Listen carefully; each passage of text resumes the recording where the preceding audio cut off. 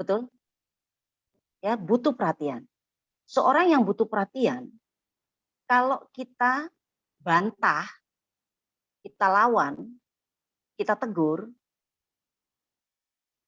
ya kita buat keras juga, gitu, pasti dia akan bingung, dia akan lebih marah lagi. Jadi kalau kita sedang menghadapi orang yang kecewa, maka jangan pernah bersuara untuk membantah. Dengarkan aja dulu, sampai dia tuntas.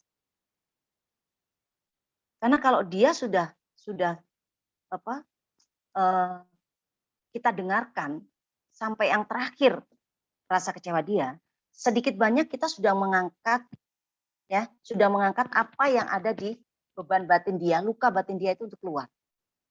Nah, itu ada satu teknik yang namanya emotional healing therapy.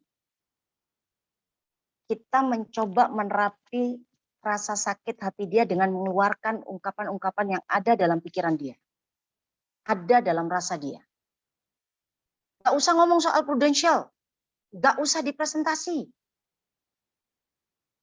Cukup munculkan rasa empati aja. Oh iya Ibu, gimana Ibu waktu itu kejadiannya? Boleh nggak Bu? Saya mendengarkan peristiwa itu dari Ibu langsung supaya bisa jadi pelajaran juga buat saya. Udah, dengerin sampai dia selesai ngomong. Sesekali ajak dia bertanya, tapi yang tanyaannya itu menggali lagi unek-unek dia untuk terus keluar. Gitu.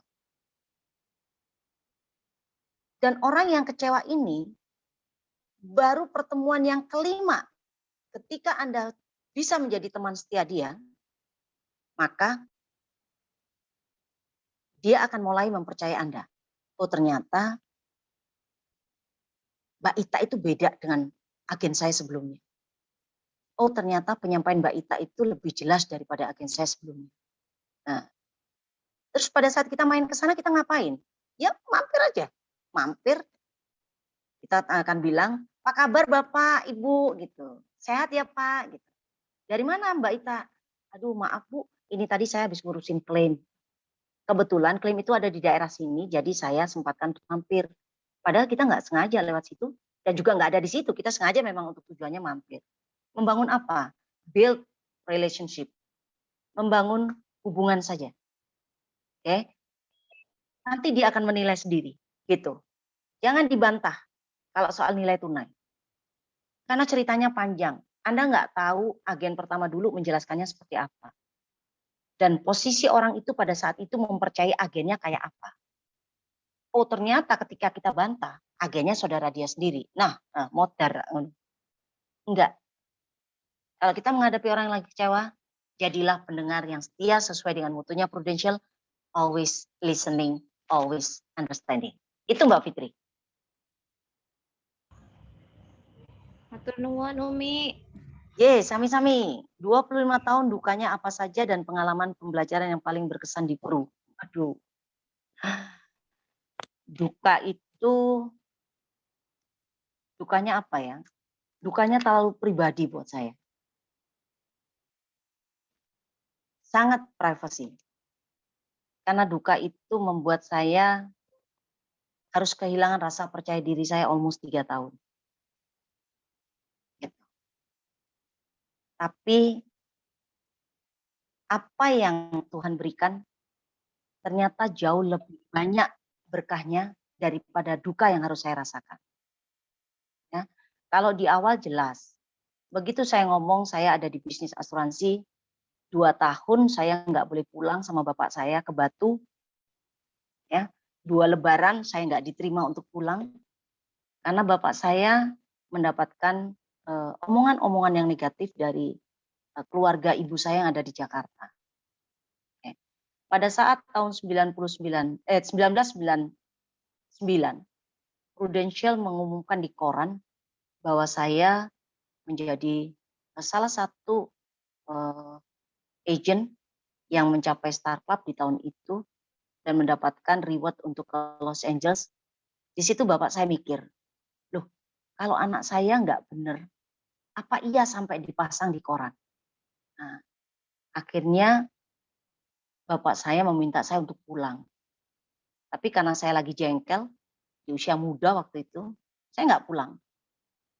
Gantian, sekarang saya yang jual mahal untuk pulang, gitu ya. Saya jual mahal untuk pulang. Akhirnya ayah saya kok ya dilalah kena malarianya kambuh. Akhirnya saya pulang juga. Di situ teman-teman 2 tahun saya harus menjauh dari keluarga saya karena fitnah yang dilontarkan oleh om dan tante-tante saya yang ada di Jakarta. Tapi kebenaran itu tidak akan pernah bisa dipendam, ya. Sedalam apapun kebenaran itu coba untuk dikubur, Tuhan selalu punya cara untuk menunjukkan di mana kebenaran itu ada di depan. Itu adalah prinsip yang saya pegang sampai dengan hari ini. Jadi hal yang biasa, ada suka dan duka, tapi yang harus diingat, kalau bisnis ini diminati oleh begitu banyak orang, dan begitu banyak orang yang sukses, berarti sukanya lebih enak, sukanya lebih banyak daripada dukanya. Itu prinsipnya. Oke. Dan apa WH apa Why? WHY, apa why Umi yang paling dominan sehingga tetap eksis sampai hari ini. Jalani semuanya dengan hati. Kalau kita menjalani dengan hati, kita nggak akan merasakan capek. Kita nggak akan merasakan lelah.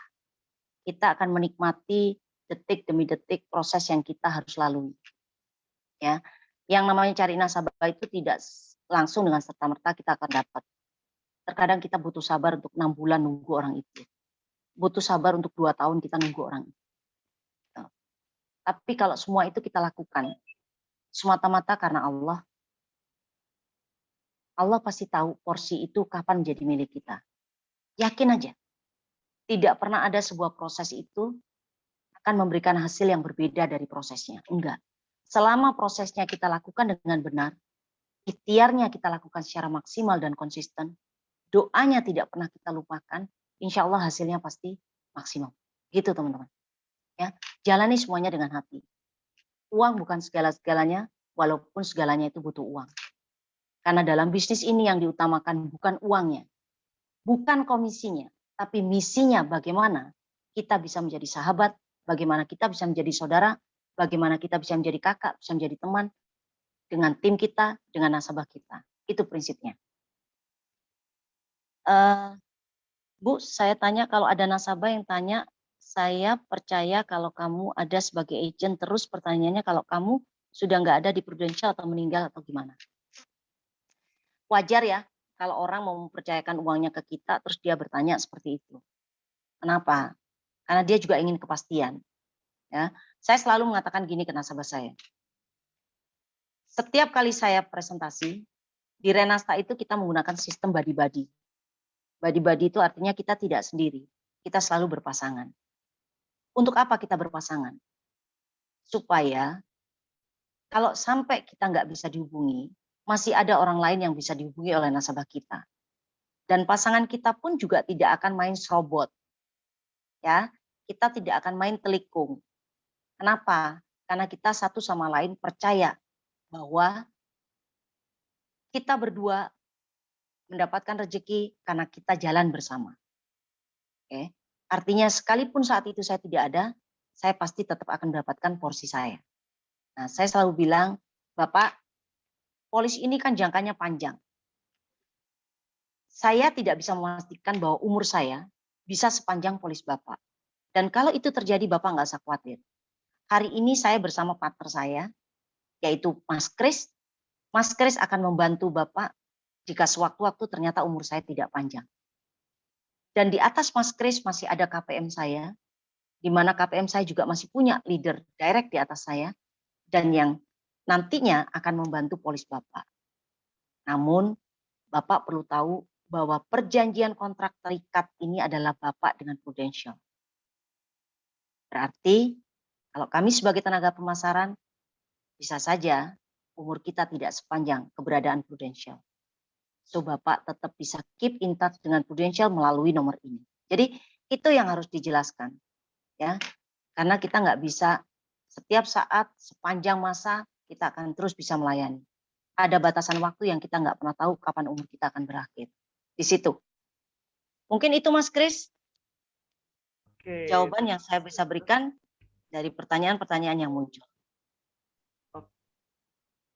Penasaran cara Umi presentasi produk Prudential? Boleh dong. Apa tuh? Boleh dong. Kita mau tahu selling hingga closing dan rekrut join. Oh, cukup panjang juga ini. Oke. Borong ceritanya borong. Oke. Paket, Bu. Paket hemat ya. Paket hemat. Saya kalau presentasi itu memang saya nggak pernah satu bawa ilustrasi. Ya, yang kedua saya nggak pernah jualan produk. Karena apapun produknya, kalau kita sebagai seorang profesional insurance planner, produk terbaik adalah produk yang dibutuhkan dan bisa memenuhi nasabah kita pada saat kita bertemu dengan dia. Itu adalah produk terbaik. Mau itu di belakangnya namanya Purwarisan, mau itu namanya Purcinta, mau apapun namanya, kalau ternyata tidak dibutuhkan oleh nasabah kita, berarti bukan produk yang terbaik. Ya. Jadi yang harus dimulai adalah need based selling. Oke, need based selling. Kita menjual berdasarkan kebutuhan nasabah. Sekarang saya tanya, ada nggak di dalam Zoom ini yang tidak menginginkan kondisi financial yang freedom? Nggak ada ya. Semua pasti menginginkan kondisi financial yang freedom. Tapi kita pernah tahu nggak apa sih sebenarnya arti kata freedom itu? Apa sebenarnya arti kata freedom itu? Freedom itu dalam bisnis saya, F yang pertama berarti family protection. Okay. R-nya itu adalah retirement planning. E-nya itu emergency fund. Atau kalau nanti, kalau di luar negeri, mereka sudah ada yang namanya estate planning. Di kita belum dominan estate planning. Estate planning itu bisa masuk kategori waris. Ya. Atau education, atau emergency. E-nya adalah education planning. Nggak ada orang yang punya anak tidak merencanakan pendidikan untuk anak-anak. Dan D-nya adalah disability income. Bagaimana kalau terjadi risiko, kita mengalami cacat total dan tetap, siapa yang akan melanjutkan sumber income kita? Itu adalah disability income. Kemudian O-nya adalah overseas. Kita bisa mendesain apa yang menjadi rencana nasabah kita masuk ke dalam program kita yang berbasis unit link. Misalkan dia punya tujuan untuk umroh, punya tujuan untuk wakaf, punya tujuan untuk jalan-jalan, ya, punya tujuan untuk beli rumah. Nah, itu adalah saya masuk ke obligasi atau overseas. Dan M-nya yang terakhir adalah medical insurance. Medical insurance. Nah, kalau kita ngelihat kata freedom tadi, kata freedom, saya tanya ke Mas Kris. Mas Kris dengan kondisi Mas Kris saat ini, dari freedom tadi, yang mana sih financial yang akan Mas Kris capai lebih dulu untuk bisa mulai bebas? Yang mana yang Mas Kris akan capai lebih dulu? Dari freedom tadi. Yang pengen saya capai dulu. Yes. Medical dulu, Bu. Jadi aman. Medical. Kalau saya. Medical. Kenapa Mas Kris butuh medical? Supaya tidak membebani keluarga dan keuangan saya. Oke. Mas Kris tahu nggak bahwa medical itu ada, itu kayak kita bayar pajak kesehatan kita. Ya, pajak untuk kita tetap sehat. Yang namanya bayar pajak, bisa nggak kita minta balik dari kantor pajak? Nggak bisa. Enggak. So Mas, kita punya program kesehatan yang luar biasa. Fasilitasnya bintang 5. Mas Kris bisa menempati single bed dengan kamar mandi dalam. Berapapun kos yang ditagihkan oleh rumah sakit, kami akan membayarkan secara full 100%. Dan itu bisa sampai limit 65 M. Tapi Mas Kris nggak perlu keluar duit sampai 65 M. Boleh tahu nggak usia Mas Kris sekarang berapa? Saya 30. 30. Mas Kris, kalau Mas Kris punya program kesehatan, Mas Kris tiba-tiba mengalami sakit, Mas Kris pengennya dirawat di Indonesia atau di luar negeri? Ya kalau nggak parah sih ya di Indonesia dulu. Tapi kalau Di misalnya Indonesia, Indonesia nggak mencukupi, ya harus luar negeri. harus ke luar negeri. Sayangnya kami punya program tuh harus dipilih dari sekarang Mas Kris. Mau di dalam negeri atau mau sampai ke Singapura. Gitu Mas Kris. Ya, Kalau Mas Kris mau ambil yang sampai Singapura, limitnya bisa sampai 35 M loh Mas Kris. 35 M hari ini tuh luar biasa Mas. Dan kita punya satu bukti testimoni klaim yang mencapai 8 M loh sudah dibayarkan oleh Prudential. Dan itu klaim kesehatan terbesar sepanjang sejarah Prudential. Tapi kalau di Indonesia aja atau sampai Malaysia, limitnya cuma 15 M. Dan untuk plan di Indonesia, di usia Mas Kris paling cuma keluar uang sekitar 800-an lah sebulan. kok murah ya? Iya, coba. Mas Kris hitung deh, 800 Mas Kris keluarin, untuk bisa sampai 15 M jadi dana abadi, itu Mas Kris butuh berapa tahun? 800 sebulan, setahun cuma berapa? 9,6 juta. Nah, 10 tahun 96. 30 tahun nggak nyampe 300 gitu. Nah, tapi Mas Kris sudah dapetin 15 loh dari awal Mas Kris keluar 800 jegreng gitu. Cuman ada 5 poin yang Mas Kris harus hati-hati. Mas Kris pernah nggak dirawat di rumah sakit, Mas? Belum. Belum. Jangan sampai. Pernah nggak konsultasi dengan dokter tertentu karena satu riwayat walaupun tidak sampai sakit di rumah sakit? Puji Tuhannya belum. Belum. Tidak pernah datang ke rumah sakit untuk melakukan check up dan sebagainya? Kalau check up pernah. Nah, ya, Mas, kalau sekarang Mas Kris ngeluarin 800 untuk dapetin 15 M, kapan sih waktu yang tepat untuk Mas Kris bisa punya program kayak gini? Secepatnya. Secepatnya itu kemarin, hari ini, atau seminggu lagi? Hari ini. Hari ini. Kalau hari ini, saya minta KTP Mas Kris untuk saya buat hitungannya secara pasti, dan saya bisa jelasin langsung manfaatnya. Mas Kris keberatan nggak?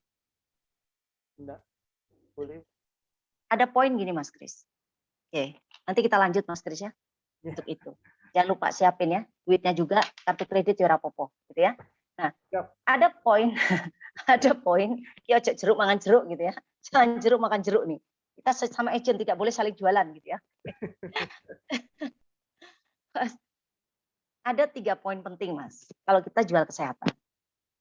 Ya, pertama, Mas Kris punya nggak uang cash yang tidak digunakan untuk apapun, tapi dicadangkan untuk kesehatan sampai 15 miliar setiap tahun? Enggak sampai 15 miliar. Nggak nyampe, berarti nggak punya ya? Nggak punya, satu. Yang kedua, Mas Kris punya nggak rumah sakit pribadi? Yang itu miliknya Mas Kris sendiri? Nggak punya. Nggak punya juga. Nggak punya juga. Yang ketiga, Mas Kris bisa nggak kontrol rumah sakit, kontrol nih rumah sakit, untuk menerima pembayaran sesuai dengan kantongnya Mas Kris? Nggak bisa. Nggak bisa. Mana ada yang mau. Nggak bisa ya? Kalau Mas Kris nggak punya ketiga-tiganya, asuransi kesehatan itu jadi urgent nggak? Urgent banget. Urgent banget. Karena hal yang kita takutkan ketika kita sudah ada di rumah sakit adalah kita nggak pernah tahu berapa biaya yang akan ditagihkan.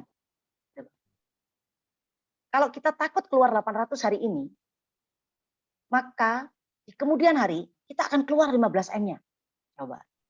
Pilih mana? Wedi 800 atau ngedol aset sampai 15 M. Nah itu loh. Itu kesehatan. Itu poin penting harus kita tekankan ke canas kita kalau kita bicara tentang kesehatan. Di situ. Ya. Fasilitas bintang 5, ojo khawatir. Tapi bayar iki cicilannya mek kaki 5. Kok kini mangan nang warteg gitu ya. Kayak kita lagi makan di warteg. Oke, terjawab. Mas siapa tadi itu yang tanya? Mas Hasanuddin. Mas Hasanuddin. Ya, rekrut itu buat saya itu kayak orang lagi dating, kayak orang pacaran. Biasanya nih Arab gebetan. Kalau mau gebetan itu kan kita harus tampil dengan wah gitu. Supaya orang itu tertarik dengan kita. Karena kalau orang sudah tertarik, ya kan kita harus mendapatkan atensi dia. Atensinya harus kita dapatkan. Kalau udah atensinya kita dapatkan, dia pasti tertarik. Kalau dia tertarik, dia pasti akan ambil keputusan. Baru kita eksekusi, gitu loh. Mbak Ita, kalau Mbak Ita mau saya ajakin join bisnis, Mbak Boleh? Ita pilih mana? Mbak Ita pilih mana? Mbak Ita dapat income 50 juta, 100 juta, atau 500 juta setiap bulan? Yang 500. 500. Kira-kira di zaman sekarang untuk dapetin income 500 juta itu mudah nggak Mbak Ita? Enggak mudah. Menurut Mbak Ita nih, dengan penampilan saya bisa nggak dapetin income itu? Percaya bisa, Bu. Kalau saya bisa membuat Mbak Ita mendapatkan seperti yang saya dapatkan, Mbak Ita mau nggak ngikut saya? Dia mau. Tapi ada syaratnya. Apa You have syaratnya? to follow my system. Oke. Oke? Kalau saya bilang lakukan 10 presentasi satu hari, mau nggak ngelakuin itu? Dia mau. Oke. So, lengkapi datanya, kita proses sama-sama, nanti saya training Mbak Ita, dan saya akan arahkan Mbak Ita, saya akan dampingi Mbak Ita untuk Mbak Ita bisa jadi seperti saya. Oke Mbak Ita? Deal? Oke. Deal. Jadi dalam rekrut itu Anda harus pede, Anda harus kelihatan confident, gitu. Karena rekrut itu kayak orang pacaran. Orang pacaran itu kalau dia bisa mendapatkan perhatian dari orang itu, pasti berlanjut. Langsung deh PDKT, gitu loh. Tapi coba datang dengan wajah kumel, tampilan yang nggak meyakinkan, ngejak mangan di warteg, enggak lah gitu. Ya. Jadi harus kembali ke kita. Kitanya harus super percaya diri. Anggap itu adalah pacar kita. Tuh. Recruiting is like a dating. Itu prinsip yang saya lakukan. Apa lagi?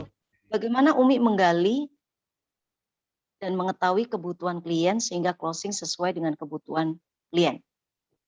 Harus ditanya dong. Kalau kita melakukan fact finding itu kan harus ada pertanyaan. Jadi dalam proses fact finding itu ada 3 tipe pertanyaan. Kita nggak bisa hanya mengandalkan pertanyaan yes or no saja. Harus ada pertanyaan yang sifatnya terbuka. Pertanyaan yang sifatnya terbuka ini berarti membutuhkan jawaban. Kalau saya bilang, eye contact-nya harus terus kepada klien. Jangan kita presentasi ngomong sendiri sambil nunduk, kita nggak lihat klien, nggak taunya kliennya udah kabur. Nggak taunya kliennya lagi ngerokok, gitu. Nggak taunya kliennya lagi telepon dengan orang lain. Enggak, ajak dialog. Dan untuk membuat dialog itu bisa berjalan dengan baik, maka buatlah semuanya nyaman dulu. Nyaman dulu. Kondisikan nasabah Canas itu dalam posisi nyaman. Kalau dia nggak nyaman dengan kita nggak bisa ajak dialog. Ya, kalau dia sudah kita bisa buat nyaman, baru kita ajakin dialog. Nah, dalam dialog itulah kita akan bisa menggali apa yang menjadi kebutuhan dia. Anaknya mau sekolah, kemana Pak sekolahnya? Apa sih Pak yang menjadi kelebihan putra dan putri Bapak?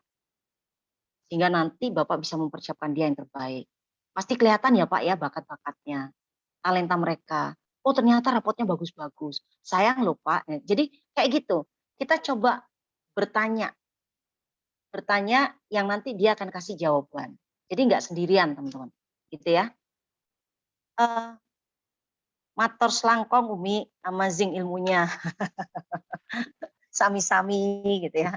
Oke, itu Mas Kris yang saya bisa sampaikan. Mudah-mudahan bisa memberikan jawaban buat teman-teman malam ini dan bisa memperbaiki kondisi kita di lapangan.